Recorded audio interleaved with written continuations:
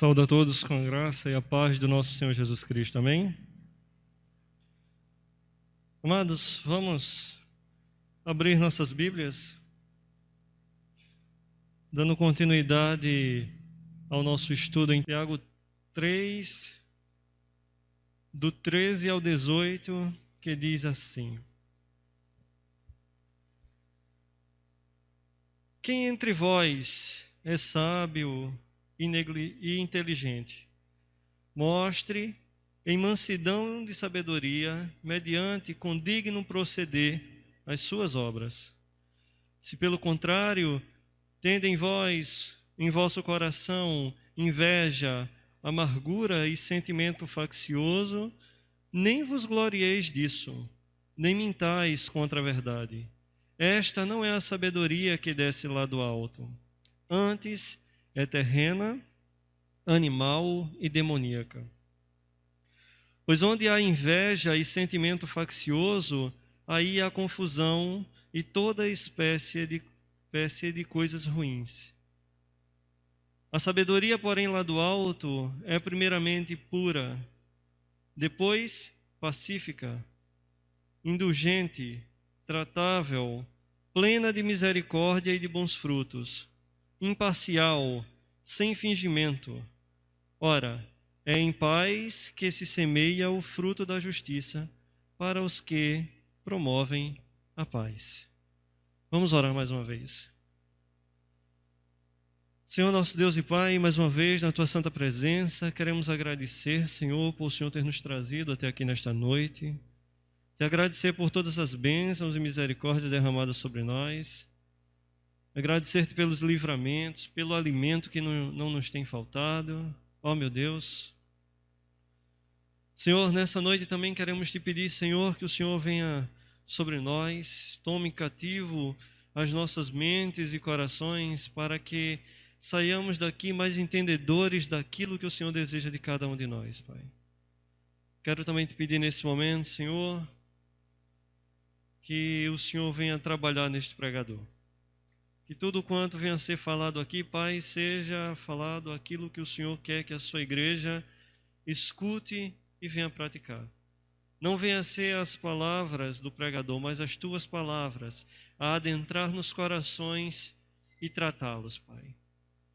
Ó Senhor, também queremos te pedir perdão pelos nossos pecados, porque somos falhos, somos pecadores, mas temos, Pai, a alegria de saber que o Senhor, mesmo assim, nos amou, através do sacrifício do Teu Filho Jesus.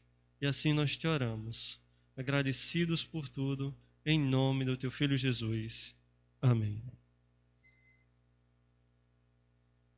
Amados, cada Bíblia, traz uma epígrafe. A minha traz como a sabedoria lá do alto. E o tema da mensagem é: qual é a verdadeira sabedoria? Quando nós passamos a analisar nossas vidas, nós vemos que nós gastamos muito do nosso tempo com coisas tolas. Perdemos grande parte do nosso tempo pegados em celular, redes sociais. Grande parte do nosso tempo nós conversamos virtualmente com todo mundo, mas no físico, ali no tete a tete, no olho, muitas vezes não está acontecendo. E perdemos até muito tempo brigando por causa disso, por causa daquilo, nos tornando mais individuais do que deveríamos ser. E aí, Efésios 5, do 14 ao 17, vem nos advertir e vem dizer o seguinte, olha: por isso é que foi dito: desperta, ó tu que dormes, levanta-te dentre os mortos e Cristo resplandecerá sobre ti. Tenha cuidado com a maneira como vocês vivem, que não seja como insensatos, mas como sábios, aproveitando ao máximo cada oportunidade, porque os dias são maus. Portanto, não sejam insensatos, mas procurem compreender qual é a vontade do Senhor. Mesmo no nosso corre-corre do dia a dia, nos nossos afazeres, muitas vezes nós temos nos esquecido de qual é a vontade do nosso Senhor para a nossa vida. Quantas vezes, como o texto aqui tem falado, que temos vivido a nossa vida de maneira contrária ao que Deus deseja de nós. Temos perdido oportunidades, como o texto vem dizer aqui, que os sábios, eles aproveitam ao máximo de cada oportunidade. E esse aproveitar ao máximo, a gente tem que compreender como executar aquilo qual Deus preparou para nós. E o texto ainda continua, por quê? Temos que aproveitar da maneira correta ou da forma que Deus tem preparado para nós.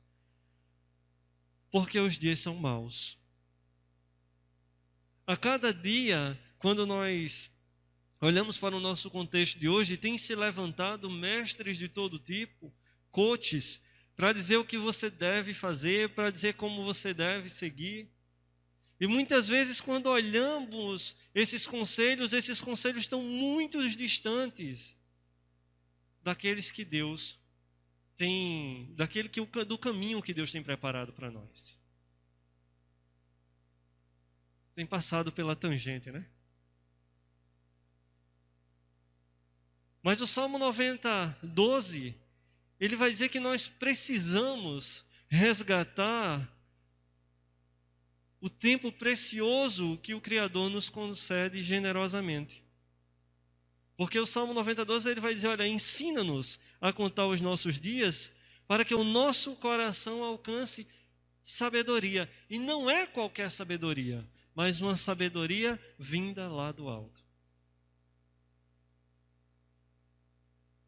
O autor marxista Milan Maciejowski, creio que se fala assim, ele diz que a maioria dos homens sofre do vazio da vida e procura compensá-lo indo de um divertimento a outro, de uma atividade a outra.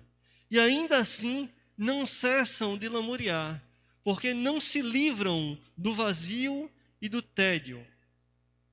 Essas pessoas vivem sem o diálogo interior. E ele aqui é a forma que esse vivem sem o diálogo interior, é a forma que ele encontrou para falar da ausência da oração e da fé. O que produz homens sem si mesmos. Coisas que o materialismo tirou do homem ao simplesmente tirar-lhe a ideia de Deus e a possibilidade de encontrá-lo pela oração. Os homens têm buscado de tudo a fazer para preencher um vazio que só Deus pode preencher. E desde que o homem sai dali do Éden depois do seu pecado, esse vazio começou a existir. O homem tirou Deus do seu coração, desconectou-se de Deus, e agora aquele vazio que está lá, ele tenta preencher com coisas para ver se supre a sua necessidade, coisa que não irá suprir. Por mais que o homem busque riqueza e cada vez mais ele torne-se rico, mais ele vai ter um vazio. Quanto mais o homem busca satisfazer os seus desejos, mais ele tem um vazio dentro dele. Por mais que ele tente gastar seu tempo de alguma forma, enquanto tem vida,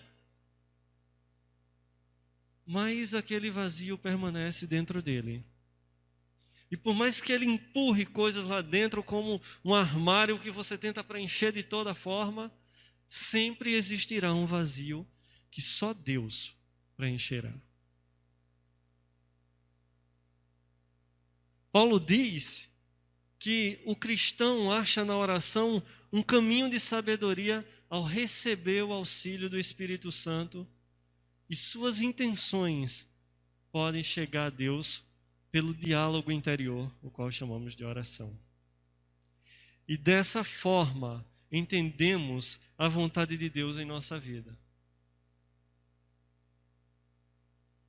Romanos 8, 26 e 27, ele vai dizer assim: da mesma forma, o Espírito Santo nos ajuda em nossas fraquezas, pois não sabemos como orar, mas o Espírito Santo intercede por nós com gemidos inexprimíveis.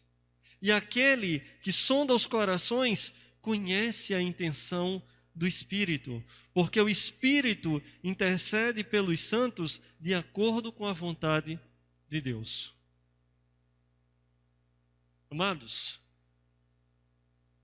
quando nós resolvemos mudar a nossa forma de viver, depois que o Espírito Santo adentra no nosso coração, e ele começa a trabalhar em nosso coração e conseguimos compreender, somos iluminados por essa palavra, e conseguimos começar a vivenciar essa palavra em nossas vidas, nós começamos a compreender que não há como viver sem falar com Deus. A nossa maturidade espiritual depende disso. Quanto mais nós buscamos a Deus, mais Deus ele se derrama sobre nós. Mas Ele nos dá o seu conhecimento do que Ele deseja de nossas vidas, do que Ele deseja que nós façamos.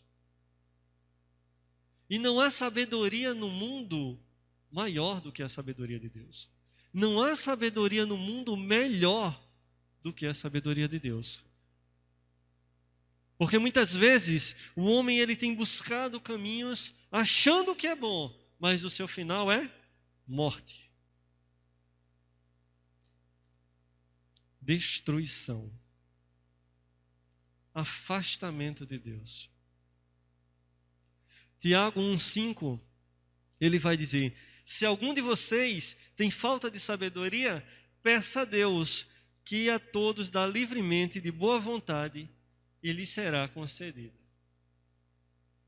E não é qualquer sabedoria, mas uma sabedoria verdadeira. E para compreendermos a sabedoria, a gente precisa compreender algumas características gerais dela. Vista a sabedoria como uma forma de conhecimento da realidade, podemos afirmar que só Deus tem a totalidade e a plenitude da sabedoria. Ele é a fonte da sabedoria. O primeiro homem, Adão, deveria contentar-se em ter um conhecimento parcial de Deus e não tocar na árvore da ciência do bem e do mal. Para esse conhecimento que ele tinha deveria bastar. Mas algo aconteceu. O homem deixou seduzir-se. A visão pessimista, realçada no livro de Eclesiastes, está fundada na limitação humana para compreender os caminhos de Deus e entender o sentido da vida. Fazê-lo é achar a sabedoria. A partir do momento que nós ouvimos a Deus, a partir do momento que nós deixamos que o Espírito Santo nos guie, nós que já fomos libertos, nós que fomos tirados do lamaçal do pecado e trazidos para uma maravilhosa luz, quando nós nos deixamos que o Espírito Santo guie as nossas vontades, guie o nosso caminho, nós começamos a receber dessa sabedoria. Porque estaremos sempre em contato com Deus. E não só em contato com Deus, mas fazendo aquilo o qual Ele deseja que façamos. Em Jó, o entendimento, isto é, a sabedoria, está em discernir e fugir do mal, através da submissão a Deus. Tudo quanto Jó passou, Jó ele tinha a consciência de que Deus me deu, Deus tomou. Bendito seja o nome do Senhor. Essa sabedoria era só de Jó? Não, era do alto. Deus tratara Jó. Ao ponto de Deus permitir que Jó passasse por aquele momento de tribulação. Ao ponto de quando Satanás, depois de passear sobre a terra, ele dizer: olha, viste Jó, o meu servo?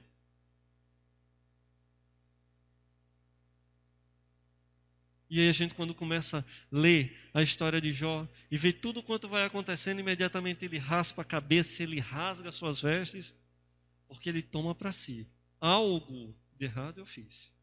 É o primeiro pensamento dele. E aí a gente vai vendo toda a trajetória de Jó, ao ponto da mulher dizer assim: homem, sai desse sofrimento.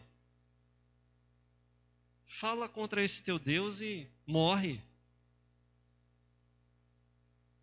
E aí, mais uma vez, vem o bradar da sabedoria. Falas como uma louca.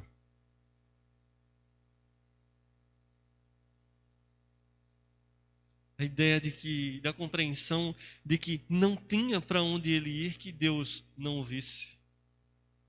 Não tem condição que passemos que Deus não esteja vendo, contemplando. Mesmo passando por momentos bons ou ruins, temos que entender, temos que compreender que Deus está com seus olhos fitos em nós. Porque a nossa compreensão tem que ser: se estou passando por isso, estou passando, mas não estou passando só. Alguém poderoso está do meu lado. E de certo, no momento que eu fraquejar, no momento que eu apagar, que eu cair, é Ele quem vai me carregar. É Ele quem vai me tomar nos braços e vai terminar o restante da caminhada comigo.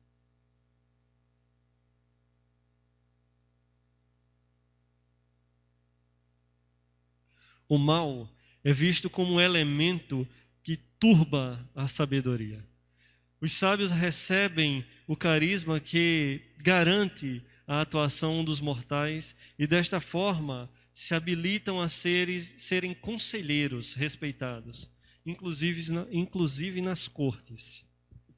Para vocês terem uma ideia, o sábio é alguém bem-sucedido, e bem-sucedido não está relacionado a material. Não é material. Segundo J.J. Almen, quem decidiu ouvir a voz da sabedoria deve lembrar de 3 coisas. Primeiro, a sabedoria é prudência. Isto é, a procura do equilíbrio, da moderação, o horror a excessos, conforme ensina Provérbios. Ao mesmo tempo, ser sábio é dar mostras de discernimento nas escolhas das relações e guardar reservas em todas elas, incluindo as matrimoniais. E aí a gente vai listar aqui 3 versículos.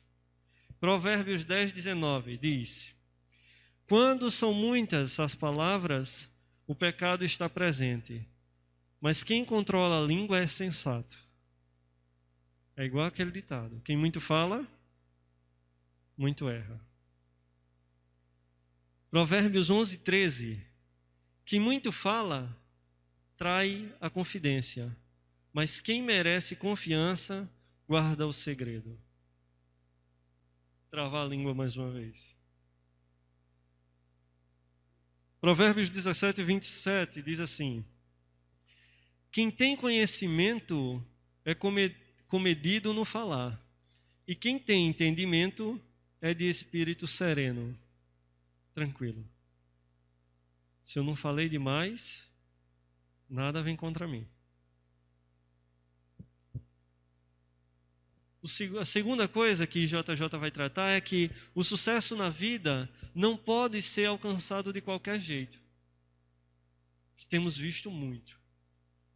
As pessoas quererem alcançar um sucesso a todo custo. mesmo que esse sucesso seja passar por cima do outro. Não há sabedoria fora do respeito ao outro e aos bens alheios. Aí em Provérbios 1,13, ele vai dizer assim, olha, acharemos todo tipo de objetos valiosos e encheremos as nossas casas com o que roubamos. Em contrapartida, Jó 42,2 vai dizer, sei que podes fazer todas as coisas, nenhum dos teus planos pode ser frustrado. A ideia de que eu posso fazer de qualquer forma, mas o plano que Deus preparou para mim, para cada um aqui, esse vai ser cumprido. A questão é, não é no meu tempo, não é no seu tempo, é tão somente no tempo de Deus. E quando a gente vai tratar de tempo, a gente vai lembrar que o nosso tempo, ele é muito falho, né? O nosso tempo é igual pegar uma fruta e andar no carbureto para poder comer ela ligeiro. Nós não temos a paciência de esperar que ela amadureça no pé e a gente pegue e ela coma. E o resultado é que é um gosto diferente de você comer uma frutinha madura naturalmente do que uma fruta amadurecida no carbureto. É como se ela não tivesse sabor. O sabor é alterado. Mas essa é a nossa vontade. Essa é a nossa vontade. É orar para Deus e querer o já. Senhor, que o teu Kairos seja o meu Cronos. Não cabe. Não cabe. É querer pegar uma piscina e colocar ela toda dentro de um copo d'água. Não cabe. É querer pegar o mar e colocar dentro de uma piscina. Não cabe. Não cabe.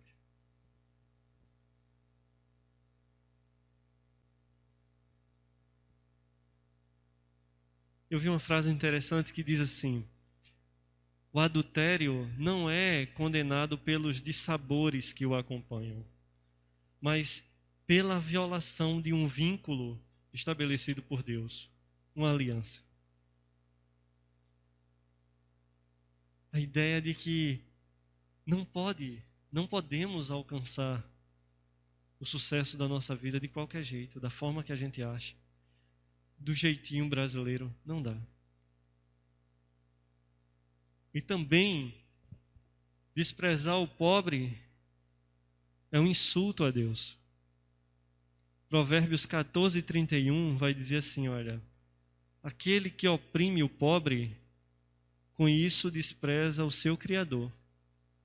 Mas quem ao necessitado trata com bondade, honra a Deus. Qual o custo de se ter um sucesso, como o mundo tem falado aí, como o mundo tem mostrado? Falta de pudor, de caráter, de moral. Para se ter a fama, o sucesso, as pessoas se vendem. Vendem até suas almas para ter o sucesso. E aí Tiago vem perguntar, e onde está a sabedoria nisso? Ora, onde está a sabedoria se Cristo vem para libertar você da escravidão do pecado? Onde há sabedoria em você se entregar à escravidão novamente? Onde há sabedoria em vez de seguir ao libertador e viver uma vida de escravo? Ah, para ter sucesso eu tenho que fazer isso. Para ter sucesso eu tenho que fazer aquilo. Para ter sucesso eu vou andar num grupo seleto. Não vou misturar com qualquer um. Para ter sucesso eu não posso chegar nos cantos falando de Deus, não, porque esse negócio de Deus é ultrapassado. De Bíblia nem se fala. Pense num livrinho que é preconceituoso. Um livrinho que vem falar das minhas opções como pecado. Não, Pode ser um vício. Porque o vício, se falar a palavra vício é mais leve. Falar pecado é uma coisa muito dura. Pecado trata-se de culpa. Culpa é minha? Não. É assim a sociedade. Terceiro ponto é que a sabedoria possui um fundamento religioso. E aí, Salmos 111, verso 10, vai dizer assim: o temor do Senhor é o princípio da sabedoria. Todos os que cumprem os seus preceitos revelam bom senso. Ele será louvado para sempre. Para a gente compreender, a religião ela não gravita só no culto, ou apenas no culto, mas nas atitudes amadurecidas, no temor devido a Deus, na manutenção de uma atitude obediente e humilde diante do Criador. O sábio é o homem piedoso por excelência. É aquele que olha para a lei de Deus e tenta cumpri-la, mesmo sabendo que ele vai falhar em algum momento, por não ser perfeito, mas ele tenta cumpri-la. Ele fecha o conceito dele quanto a Deus, no sentido de que Deus ele é soberano, ele é poderoso, ele é criador, ele é amável, é amor, mas também é justiça. Ele compreende. E essa é a ideia de buscar a sabedoria. Jó 28 vai dizer: disse então ao homem, no temor do Senhor está a sabedoria, e evitar o mal é ter entendimento. A busca por Deus vai sempre resultar em bondade, em misericórdia.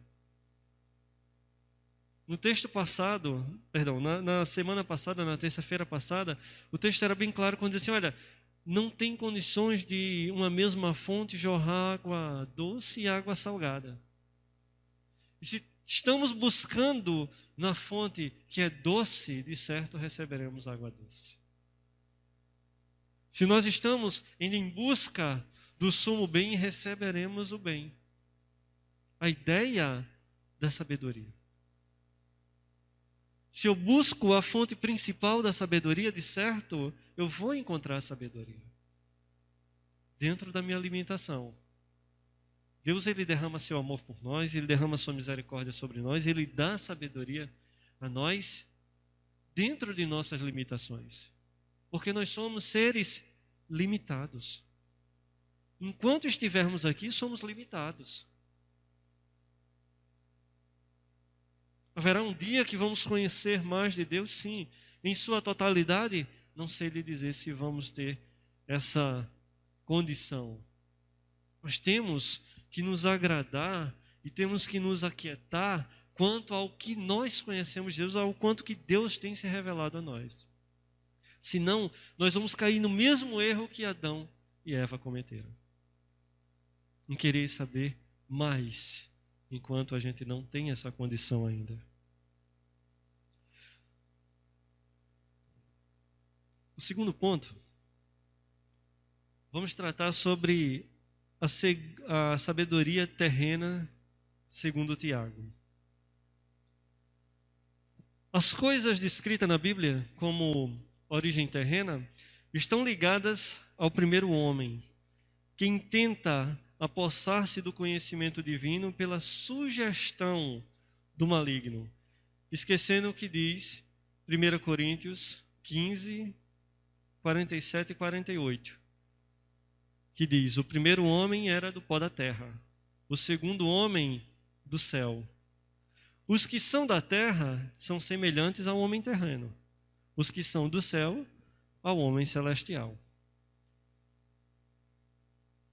E com isso, com essa busca desenfreada do querer saber o que Deus sabe, ou se parecer com Deus, isso acaba por prejudicar a compreensão das coisas espirituais e leva os homens ao apego às coisas terrenas, às coisas materiais.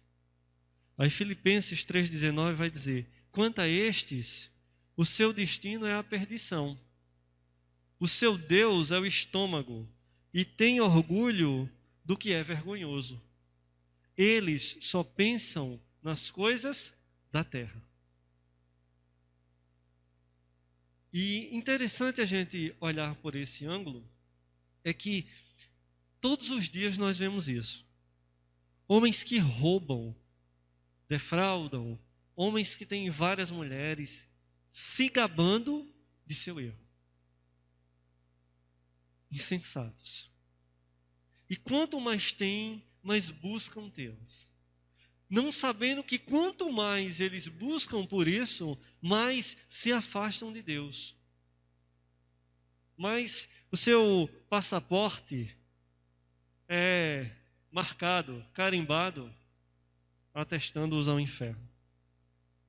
E se a misericórdia de Deus não descer sobre esses homens, se a misericórdia de Deus não libertá-los, de certo, caminharão para o inferno. Onde a sabedoria da terra, comparada à sabedoria do alto, se perde. É vaga. A sabedoria terrena é descrita como animal ou natural, isto é, pertencente à vida que homens e animais compartilham indistintamente. Não é sabedoria para o ser humano racional descer ao nível animal. Se o homem fosse apenas animal, Deus o teria prendido no jardim do Éden com cerca. Mas Deus deu ao homem a condição de pensar, de raciocinar. Deus deu ao homem o livre-arbítrio, assim como também a livre agência. E ao homem que eu falo, Adão. Imaginem que Adão teu livre-arbítrio, ou seja, não tinha condição má nenhuma que o impedisse de adorar a Deus da sua forma, da sua maneira, ou em tudo o que fizesse. Mas a partir do momento que o pecado entrou na vida de Adão, agora o homem perde esse livre-arbítrio e tem tão somente a livre agência. E aí, a partir de agora, Deus vai dizer para o homem: para você me adorar, é necessário que você siga as minhas regras. Senão, não tem condições de você me adorar. Quando olhamos para o jardim do Éden, Adão, antes do pecado, em tudo o que fizera ali, adorar a Deus da sua forma. Agora, depois do pecado, o homem, ele tem que buscar agradar a Deus tão somente da forma que Deus assim o quer. Tudo quanto está escrito nesse livro. E hoje, quando olhamos para a nossa sociedade, grande força do marxismo, do materialismo, olha e diz assim: homem, deixa de ser besta, isso é um livro, vai viver tua vida. Fazendo com que o homem se afaste muito mais de Deus. Como você vai dar ouvido a isso? Você só tem uma vida. Vocês já ouviram isso? A gente só nasce uma vez. Esquece que morre só uma vez também. E depois disso segue-se o juízo. Usar a frase só pela metade é uma coisa. Agora, usar a frase completa, aí são duas coisas.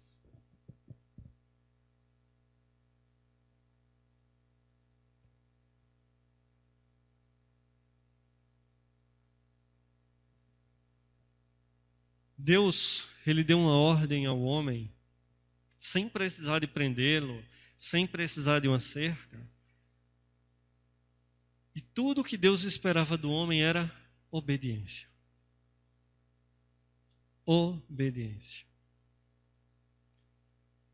Paulo diz que o homem natural não aceita as coisas do Espírito de Deus. E isso nós vemos todos os dias. 1 Coríntios 2,14 vai dizer: quem não tem o Espírito não aceita as coisas que vêm do Espírito de Deus, pois lhes são loucura e não é capaz de entendê-las, porque elas são discernidas espiritualmente. Como um homem que anda pela carne compreender o que é espiritual?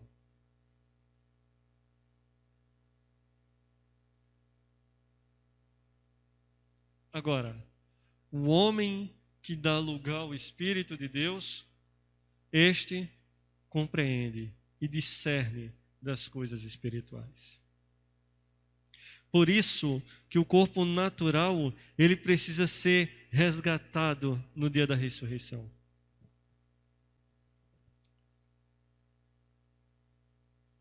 E liberto da força de seus sentidos.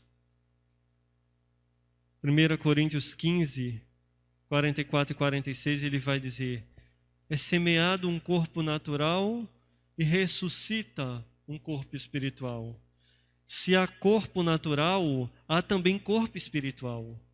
Não foi o espiritual que veio antes, mas o natural. Depois dele, o espiritual.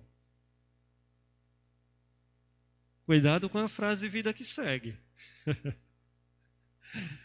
Porque que vida seguirá?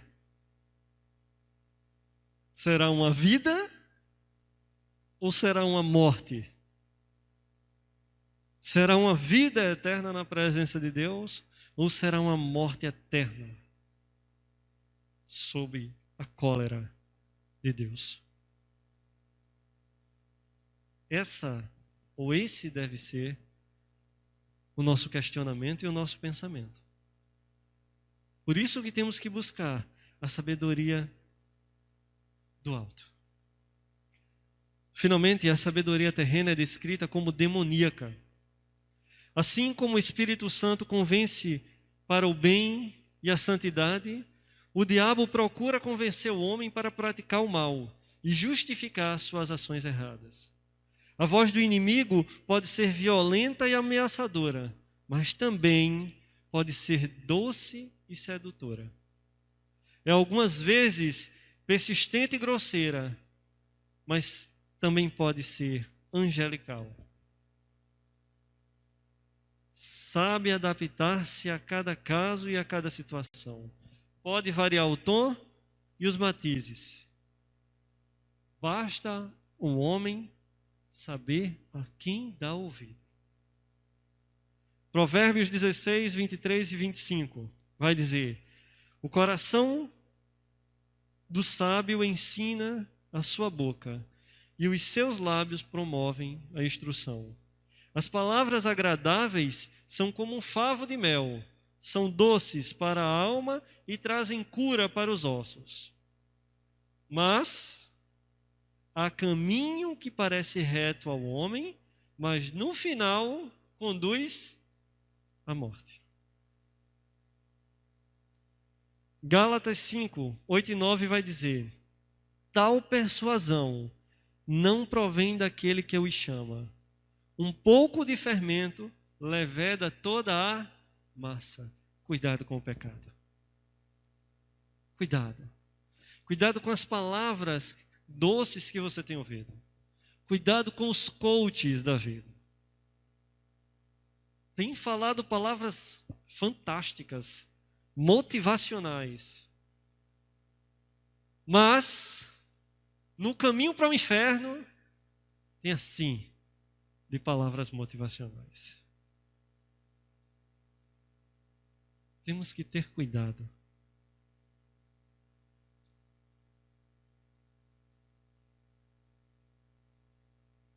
A palavra, ela manifesta-se também em forma de indução persuasiva ao erro e ao pecado.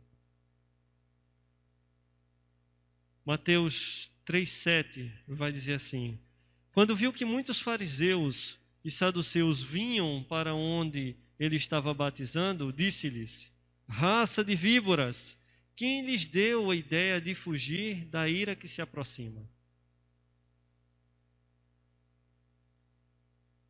Indução.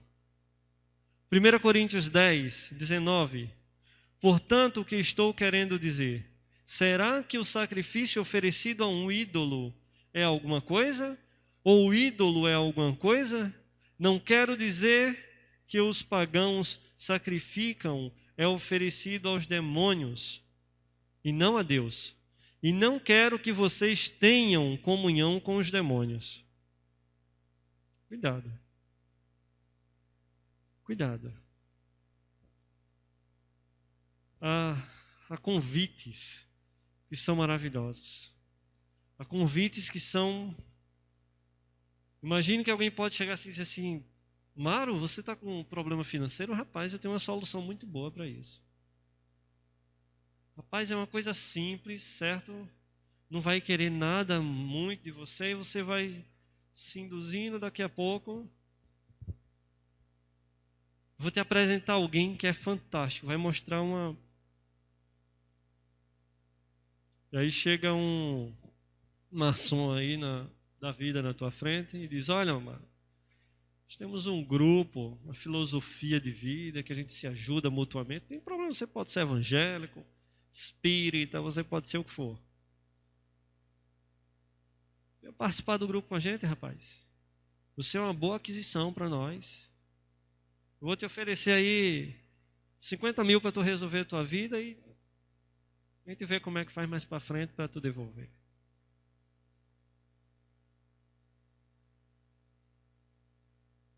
Amados, tem muitos que não aceitam dizer que a maçonaria não é uma religião, mas é diabólica. Eu lembro que em 2013 eu trabalhava numa empresa, foi 2012, não lembro agora, 2013 ou 2012. Eu trabalhava numa gráfica e a coisa estava meio ruim, a gente abriu uma gráfica rápida, né, um birozinho de serviço lá no Hiper Bom Preço. Tinha no Extra da Epitácio e no Hiper Bom Preço. E estava uma situação meio complicada na gráfica, salário era pequeno, era pouco, e as obrigações a se resolver eram muitas. E o meu aperreado, e uma vez um cliente lá chegou assim para mim e fez: Carlos, tem uma proposta interessante para ti. E a proposta dele era: me dá 40 mil reais para eu iniciar meu próprio negócio. Só precisava de uma coisa: entrar para a maçonaria. Foi a primeira vez, foi em 2012. E depois veio outra pessoa. Amados, é muito tentador. Ninguém vai dizer que não é tentador, não. No momento que você está andando, capengando com suas contas, vem aquele desejo de: agora é hora de resolver. Mas graças ao bom Deus, graças ao seu Espírito, que arranca de nós essa venda e mostra a verdade para nós. No mesmo ano, na igreja que eu participava, o pastor trouxe um DVD e trouxe um estudo falando a respeito da maçonaria, de até um camarada que era maçom e converteu-se, ele abriu o jogo de como é que funciona a maçonaria. Maçonaria, viu? E eu disse: meu Deus, graças te dou porque tu me livraste. Mas as palavras foram bonitas, tentadoras, resolveria meus problemas de uma vez só, as da terra. Mas e a da vida vindoura? Nenhum sofrimento que nós passemos aqui pode ser comparado com a glória que há de vir. Nada. Por mais que soframos, quando a gente estiver sofrendo, a gente abra a Bíblia e olhe para os nossos antepassados. Olhe para homens como Tiago, como Paulo, como Pedro, como João, como tantos outros, e como foi seu fim. Alguns vão dizer, foi terrível. Eu vou dizer, não, foi em paz. Estevão, como foi o fim de Estevão? Foi terrível. Foi em paz.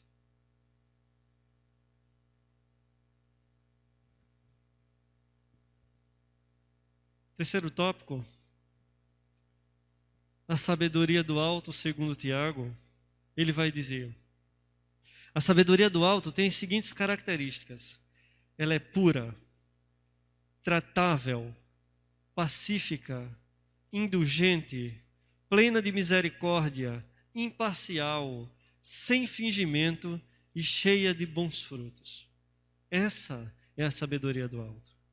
Paulo diz aos coríntios que há impurezas da carne e do espírito.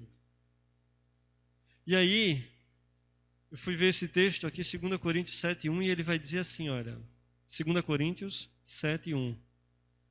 Amados, visto que temos essas promessas, purifiquemo-nos de tudo o que contamina o corpo e o espírito, aperfeiçoando a santidade no temor de Deus. É fácil entender o conceito de impureza da carne, os desejos e tudo mais. Mas o que é impureza do espírito? Não é o espírito uma substância pura, imune ao mal? A impureza do espírito consiste na falta de integridade moral e espiritual. Segundo Paulo, é fácil contaminar o espírito com doutrinas do mundo espiritualmente caído. Pois esse é o assunto que ele vai tratar ainda em 2 Coríntios 6, do 14 ao 18. E aí ele vai começar tratando, dizendo assim, olha, não se ponham em julgo desigual com descrentes. Pois o que tem em comum a justiça com a maldade, ou a comunhão pode ter comunhão entre a luz e as trevas? Que harmonia há entre Cristo e Belial? Que há de comum entre o crente e o descrente? Que acordo há entre o templo de Deus e os ídolos? Pois somos santuários do Deus vivo, como disse Deus. Habitarei com eles e entre eles andarei. Serei o seu Deus e eles serão o meu povo. E aí ele continua. Portanto, saiam do meio deles e separem-se, diz o Senhor. Não toquem em coisas impuras e eu os receberei. E lhes serei pai e vocês serão meus filhos e minhas filhas, diz o Senhor Todo-Poderoso. É assim que o espírito se contamina. E para a gente tratar mais, quando vai tratar do julgo desigual, não é só o namoro ou o casamento, mas até a sociedade. Fazer sociedade com um incrédulo é uma loucura. Você pode pegar um incrédulo que seja correto nas coisas, tudo muito bem. Mas em algum ponto ele irá falhar. Em algum ponto, como pecador, não vai casar. A ideia de que isso irá bem. Há uma batalha constante. Como também há incrédulos que têm uma vida mais reta, visivelmente, do que certos crentes. E isso é um puxão de orelha para nós, crentes. Não é sabedoria misturar a justiça com a iniquidade, a luz com as trevas, Cristo com o maligno, Deus com os ídolos. Eis as impurezas do espírito, as contaminações. Os nossos objetivos são diferentes, ou devem ser diferentes. Aquilo que buscamos deve nos levar para mais perto de Deus e não para mais longe de Deus. Tudo quanto Deus nos abençoar deve ser também para abençoarmos aos outros. Nisso consiste a sabedoria do alto, a humildade, a paz ou a pacificação. As demais qualidades da sabedoria são postas: promover a paz em lugar do conflito, dar capacidade ao cristão para submeter-se aos maus tratos sem ódio ou malícia, aguardando na justiça de Deus, e produz frutos de justiça. A sabedoria do alto, ela deixa uma característica em nós, em passarmos por tudo e sempre caminhando e dando bons frutos, ou mostrando um resultado diferente do que o mundo esperaria de nós. Pelas características gerais descritas e os aspectos particulares da sabedoria, podemos concluir que a verdadeira sabedoria é, antes de tudo, um conceito prático. É um conhecimento que não nasce da especulação, mas da experiência, e da experiência com Deus. Não há uma verdadeira sabedoria se não vir de uma experiência íntima com Deus. Geralmente, alguns idosos possuem, porque já passaram pelo curso da existência, e por isso podem oferecer bons conselhos. Quantos idosos, né? Tem aquelas senhorinhas lá na igreja, a gente chega assim, muitas vezes caladinha lá no canto dela, humildezinha, e quando abre a boca para dar uma sugestão, a gente diz assim: eu não acredito não. A irmã que nunca fala. Mas deixa o momento para falar no momento exato e dar o bom conselho. E desta forma, a administração da justiça no antigo Israel era feita por um grupo de anciãos, pessoas experientes, que ocasionalmente se transformavam em juízes e julgavam em lugar público, ou à porta da entrada da cidade. E aí a gente vê aquele trecho de Ruth, né? E Boaz, ele sobe a porta da cidade, e quando vai sentando ali, vê que vai passando um homem que tinha interesse numa terra que era do irmão. E aí Ruth parece que tinha essa terra, e acontece que ele diz assim: olha, chama os anciãos que está próximo e diz: vem cá, e escuta aqui e dá um parecer aqui sobre isso. E aí ele vai dizer: olha, Noemi, que voltou de Moabe, está vendendo o pedaço de terra que pertencia ao nosso irmão Elimeleque. Pensei que deveria trazer o assunto para a sua consideração e seguir-lhe e sugerir-lhe que o adquira. Na presença destes aqui estão sentados e na presença dos líderes do meu povo. Se quer resgatar essa propriedade, resgate-a. Se não, diga-me, para que eu o saiba. Pois ninguém tem esse direito a não ser você e depois eu. A ideia de julgar ali mesmo naquele momento algo que para muitos seria simples, dizer assim: olha, mas para que tu vai falar? Mas as pessoas que buscam sabedoria, buscam ouvir de quem tem mais sabedoria. Buscam conversar com sábios, com maduros na fé. Né? O ancião não é só a ideia de que é um velho, gaga, não. Mas é de alguém que é maduro na fé. Deus usa pessoas também em nosso favor.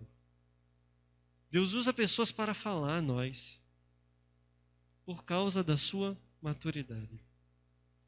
A sabedoria, em sua essência, é o respeito ao Senhor e o levar a Deus a sério, em obediência, pois, do contrário, teremos de defrontar com Ele no dia do juízo final, porque não demos ouvido àquilo que Ele quis falar a nós, porque não nos aproximamos dEle quando deveríamos, porque resolvemos ouvir a insensatos e não ao Todo-Poderoso.